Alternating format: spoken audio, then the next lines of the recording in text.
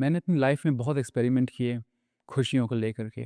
मुझे लगा अगर सारी दुनिया खुशी चाहती है और फिर भी दुनिया के मैक्सिमम लोग खुश नहीं हैं, तो ऐसा क्यों है?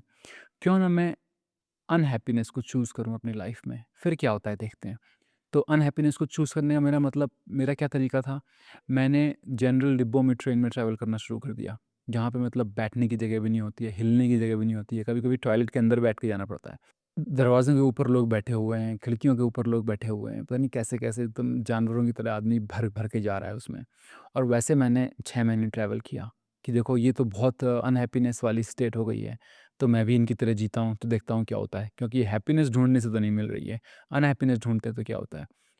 और उस ऐसे जब मैं ट्रेन में ट्रैवल कर रहा होता था, तो मैं बाकियों को देखता था। कई बार ऐसे बूढ़े-बूढ़े पति-पत्नी बैठे हैं अपना आराम से और जा रहे हैं। उनके चेहरों को देख के लग नहीं रहा था कि वो खुश नहीं हैं, कि वो सोच रहे हैं कि वो ऐसी जगह हैं।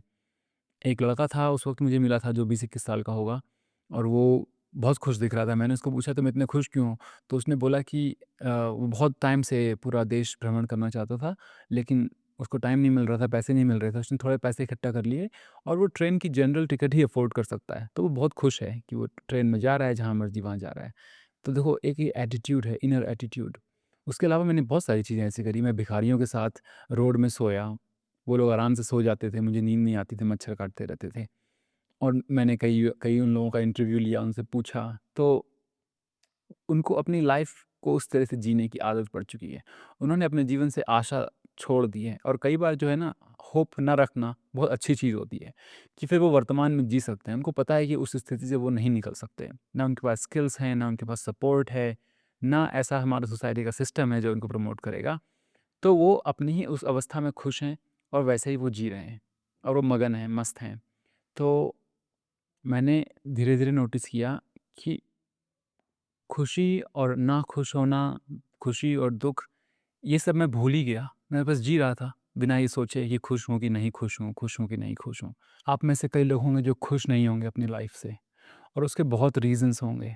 मैं खुश नहीं हूँ क्योंकि मैं जिस शहर में रहती हूँ या रहता हूँ मुझे पसंद नहीं है, या मुझे अपनी जॉब पसंद नहीं है, या मुझे अपने भाई-बहन पसंद नहीं है, या मुझे अपने माँ-बाप पसंद नहीं है, या फिर मैं खुद पसंद नहीं हूँ जिस तरह से हूँ, तो मैं अगर खुद को बदल दूँ या अपने माँ-बाप से दूर चले जाऊँ या अपने शहर से दूर चले जाऊँ, तो शायद मैं खुश हो जाऊँगा। और कई बार होता है कि हम लाइफ़ में चीज़ों को चेंज कर लेते हैं, उसके बाद भी हम खुश नहीं होते हैं। बट हम सोचते हैं कि शायद हमने गलत चीज़ चुन ली इसलिए हम खुश नहीं हुए। अगर हम सही चीज़ चुन लेंगे तो हम पक्का खुश हो जाएँगे। तो फिर हम लोग जो ये रैट रेस है ना, वो छोड़ते नहीं हैं। एक पार्टनर के बाद दूसरे पार्टनर के पास भागते हैं, एक जॉब से दूसरी जॉब में भागते हैं, है ना? एक रेस्टोरेंट से दूसरे रेस्टोरेंट में भागते हैं, सोचते हैं कि शायद वो एकदम जो सटीक, एकदम जो परफेक्ट मैच जब मिल जाएगा, तो हम खुश हो जाएँगे। लेकिन ये सिर्फ़ उल-जलूल की बातें हैं, ऐसा कुछ नहीं होता है। खुशियाँ आपको खुशी जो है वो एक अवस्था है, वो एक स्टेट है, वो एक एटीट्यूड है। अगर आप अंदर से एक खुश इंसान हैं, तो आप हर जगह, हर परिस्थिति में खुशियाँ ढूँढ लेते हैं। अगर आप अंदर से ऐसे इंसान हैं कि हर बात पे बुराई मिलती है, हर बात पे आपको खराबियाँ दिखती हैं, तो फिर आप हर जगह बाहर वही ढूँढ लेते हैं। इसलिए अब मैं ये नहीं कहूँगा कि आपकी परिस्थितियों को बदलने की ज़रूरत नहीं है। हो सकता है बहुत सारे रीज़न्स की वजह से वो परिस्थितियाँ आपको बदलने की ज़रूरत हों। आपकी लाइफ़ में पैसे कम हैं, आपको अपनी लाइफ़ का थोड़ा स्टैंडर्ड बढ़ाना है, आपके एरिया में पॉल्यूशन बहुत ज़्यादा है, आपके शहर में बहुत ज़्यादा पॉल्यूशन है। बहुत सारे रीज़न्स हो सकते हैं जिससे आपको, जो प्रैक्टिकल रीज़न्स हैं जिसकी वजह से आप चीज़ों को बदलना चाहते हैं, और वो बहुत अच्छी बात है, आपको बदलना भी चाहिए। लेकिन पॉइंट आज का ये है कि क्या इसको बदलने से मुझे खुशी मिल जाएगी? तो मैं वो आपको बताने आया हूँ कि आपको खुशी नहीं मिलेगी। टेम्परेरी कम्फ़र्ट, टेम्परेरी सैटिस्फैक्शन, वो तो मिलेगा आपको। परमानेंट खुशी इस दुनिया में किसी चीज़ से नहीं मिलती दोस्तों। हर चीज़ जो है थोड़े टाइम के बाद बुरी लगने लगती है। हर अच्छे से अच्छा इंसान, उसके अंदर हमें कमियाँ दिखाई देने लगती हैं। हर एक इंग्लिश में कहावत है, फ़ैमिलियरिटी ब्रीड्स कंटेम्प्ट। जितना ज़्यादा आप चीज़ों से फ़ैमिलियर होते हो ना, उतना ज़्यादा एक आपके अंदर एक उसके प्रति एक एनिमोसिटी आ जाती है, कंटेम्प्ट आ जाता है, एक घृणा की भावना आ जाती है, जितना ज़्यादा आप जानने लगते हो। तो अगर आप अभी अपने पार्टनर को बदल के दूसरे पार्टनर के पास जाओगे, जो कि तुमको बहुत अच्छा लग रहा होगा 1, 2, 3 साल तक, फिर उसके बाद वही फ़ैमिलियर हो जाएगा, उसमें बुराई दिखने लगेंगी, उसमें कमियाँ दिखने लगेंगी और फिर वही सारे नाटक जो हैं वो चालू हो जाएँगे। अगेन इसका मतलब ये नहीं कि आपको पार्टनर बदलना नहीं चाहिए, लेकिन आपको पार्टनर इसलिए नहीं बदलना चाहिए कि इससे खुशी मिलेगी। जीवन में वैसे भी खुश होना सबसे इम्पोर्टेंट चीज़ नहीं है। जीवन में एक जीवन को जीने का क्या मकसद है? क्यों जी रहे हैं? क्या हमारे कोई कर्तव्य हैं? क्या हमारी कोई ड्यूटीज़ हैं? क्या हमारी कोई रिस्पॉन्सिबिलिटीज़ हैं? उनको निभा लेना, वही जीवन है। बाकी सब गेम्स हैं। हम गेम्स प्ले करते हैं कि हम सक्सेसफुल हो गए हैं, कि हम ये हो गए, हम वो हो गए। कोई भी चीज़ बाहर की, अब जैसे मैंने अपना जीवन जब शुरू किया तो काफ़ी गरीबी में शुरू किया और आज की डेट में ठीक-ठाक हूँ। लेकिन जो अंदर की जो लाइफ़ होती है ना, इनर लाइफ़ आपकी, उसका बाहर की लाइफ़ से कोई लेना-देना नहीं होता है। अगर आप अंदर से ही ऐसे इंसान हैं जिसका मुँह हमेशा सड़ा रहता है, तो आप कितने ही पैसे वाले हो जाएँ, आप और सड़े हुए हो जाएँगे। अगर आपको हर समय चिंता ही सताती रहती है, तो जब आपके पास चीज़ें कम होंगी, तब आप चिंतित हैं। जब चीज़ें बहुत ज़्यादा हो गईं, घर भी है, गाड़ी भी है, पैसा भी है, सब कुछ है, तो चिंताएँ बढ़ जाएँगी। जैसे आप हो अंदर से, वही चीज़ मैग्नीफ़ाई हो जाता है, जब आपके पास और रिसोर्सेज़ आ जाते हैं, और पैसे आ जाते हैं, और चीज़ें आ जाती हैं। जिन चीज़ों को सोचते हैं कि ये चीज़ें मेरी हो गई हैं, वो चीज़ें आपको ही अपना गुलाम बना लेती हैं। आप सोच रहे हो कि लाइफ़ में अगर ये कर लिया तो अच्छा हो जाएगा, लाइफ़ वो कर लिया तो अच्छा हो जाएगा, ना। अपने अंदर काम करो, अपने अंदर के एटीट्यूड पे काम करो। सुबह जब सो के उठते हो तो चूज़ करो, खुद से डिसाइड करो कि ये मेरा एटीट्यूड होने वाला है। मैं इस नज़रिए से आज का दिन जीने वाला हूँ। और आज मैं अंदर से, चाहे कुछ भी हो बाहर मेरी लाइफ में, मैं अंदर से सब स्वीकार करूँगा। ठीक है, जो हुआ सो हुआ और मैं अपने काम पे फ़ोकस करूँगा कि मुझे अगर इस चीज़ पे फ़ोकस करना है तो मैं इस चीज़ पे फ़ोकस कर रहा हूँ। बाकी क्या हो रहा है उससे मुझे इतना कुछ ख़ास मतलब नहीं है।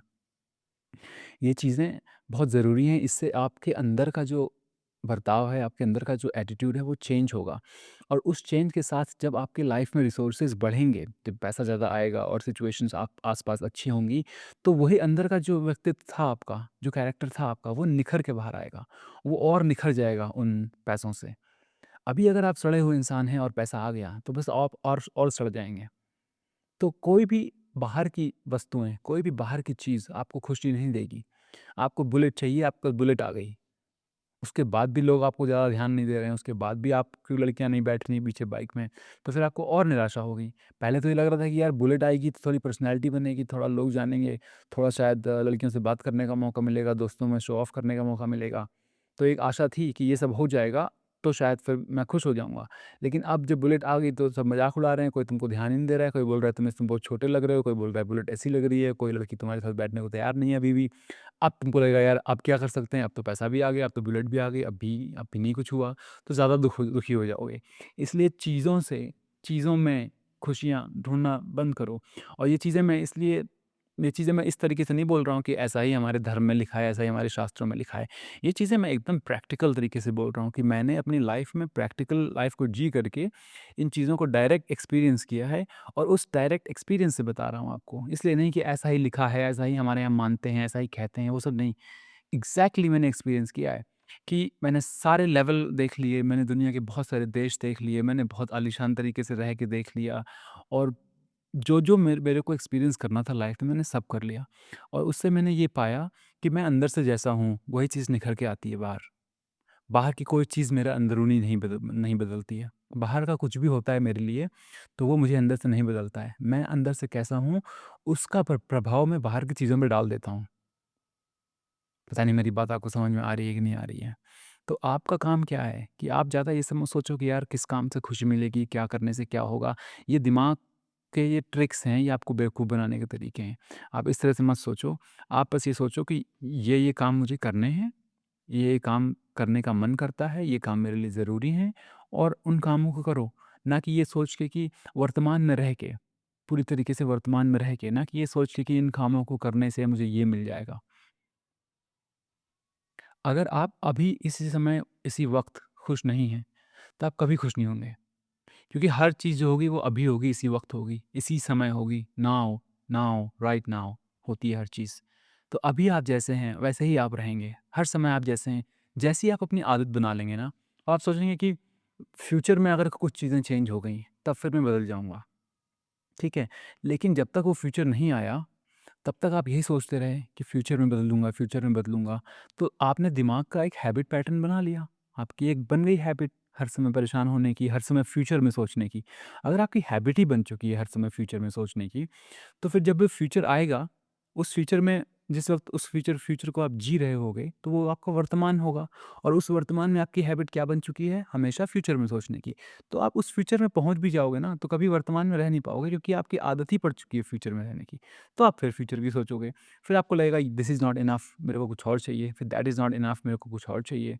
मेरा बचपन में सपना था कि अगर मैं एक दिन भी किसी हवाई जहाज़ में बैठ गया, तो मेरे जीवन का सारा गोल पूरे हो गए। फिर तो भगवान मुझे मार भी दे तो कोई दिक्कत नहीं, क्योंकि वो सपना इतना दूर लगता था, वो इतनी बड़ी चीज़ लगती थी कि लगता था वो हो गया, लाइफ़ ख़त्म हो जाए, कोई टेंशन नहीं है, लगेगा मैंने जी लिया है। एसी ट्रेन में बैठ गए तो लगेगा मैंने जी लिया है। और जब वो सब हो गया तो this was not enough, I was not ready to die. तब मुझे कुछ और चाहिए था। फिर मैंने बाकी दुनिया के देश घूम लिए, बहुत कुछ कर लिया, फिर भी वो इनफ नहीं लगा। फिर मुझे नए एक्सपीरियंस चाहिए थे, कुछ और एक्सपीरियंस चाहिए थे। सारे एक्सपीरियंस ट्राई करते-करते, नई-नई चीज़ें करते-करते, नए-नए देशों में घूमना, नई-नई चीज़ें ट्राई करना, सब कुछ कर लिया। उसके बाद धीरे-धीरे समझ में आया कि किसी भी चीज़ को कर लेना अधूरा ही लगता है। हमारी इंद्रियों से जो भी चीज़ें हम अनुभव करेंगे ना, वो अधूरी ही होंगी। ये जीवन में कोई भी चीज़ ऐसी नहीं है जो आपको एकदम पूरा का अनुभव कराए। कुछ न कुछ अधूरा रह ही जाएगा, कुछ न कुछ कमी रह ही जाएगी। यही इस जीवन का नियम है। एक ही जगह, एक ही परिस्थिति ऐसी है जहाँ पे सब कुछ पूर्ण है, सब कुछ ठीक है। वो जगह ऐसी है जहाँ आप अपने दिमाग को सर्वे सर्वा बनाकर नहीं चलते हो। अगर आप अपने दिमाग की सुनोगे, तो वो कभी भी सैटिस्फाई नहीं होता है। लेकिन अगर आप ये जान लो कि दिमाग जो कह रहा है उससे मुझे कोई मतलब ही नहीं है। मैं जो हूँ, मेरा जो अस्तित्व है, वो अपने में पूरा है और अपने में पूर्ण है। वही है जो है। दिमाग की सुनने लगे, दिमाग की ही मानी, दिमाग को ही सर पे चढ़ा लिया, वही मालिक बन गया। तो फिर दिमाग हमेशा बोलेगा ये कम है, ये ज़्यादा है, यहाँ ऐसा, यहाँ वैसा, वो अहंकार लेके आएगा, सब कुछ लेके आएगा। तो जब आप ध्यान में बैठते हो और दिमाग आपका शांत हो जाता है या फिर दिमाग पे आप नहीं ध्यान दे रहे होते हो, तो उस वक़्त आपको अच्छा लगता है, आपको पूरा लगता है। अगर आप रिलीजियस हो, धार्मिक हो और जब आप पूजा-पाठ करते हो, तो उस वक़्त भी आपका दिमाग शांत हो जाता है। तो क्यों आपको पूजा-पाठ अच्छा लगता है? वो इसीलिए अच्छा लगता है कि दिमाग से मुक्ति मिलती है थोड़ी देर के लिए।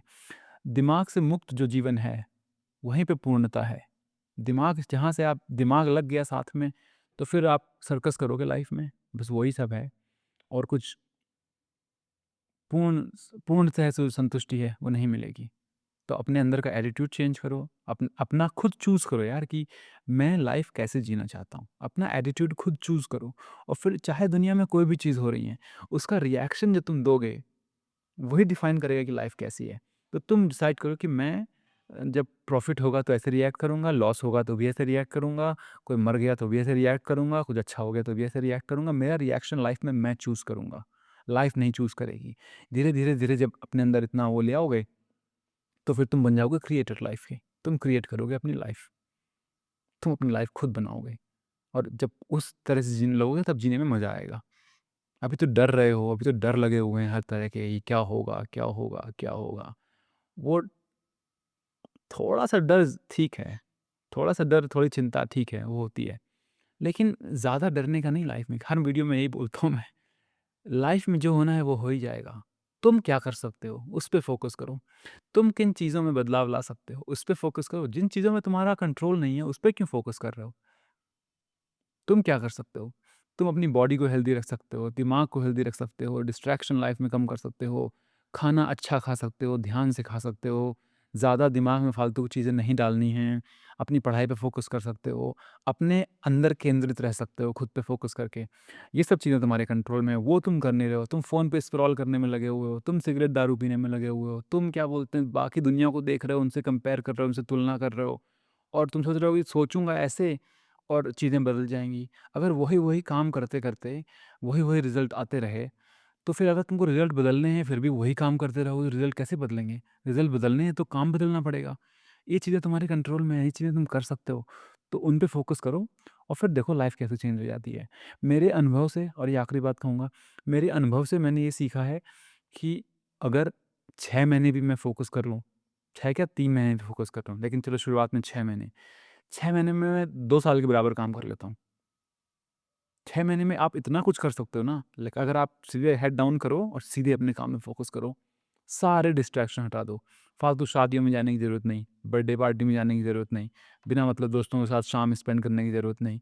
अच्छे डिस्ट्रैक्शन लाओ, अच्छा एंटरटेनमेंट करो, अपने ऊपर फ़ोकस रखो, एनर्जी को मैनेज करना है, एनर्जी को मेंटेन रखना है, टाइम बहुत है दोस्त, एनर्जी मेंटेन रखनी है। इस पे फ़ोकस करने लगोगे तो देखना कैसे और हैप्पीनेस वगैरह, खुशी वगैरह छोड़ दो। बस अपने काम पे फ़ोकस करो, खुशी भी आएगी, सब कुछ आएगा। चलो बस आज के लिए इतना ही। आपका दिन शुभ रहे।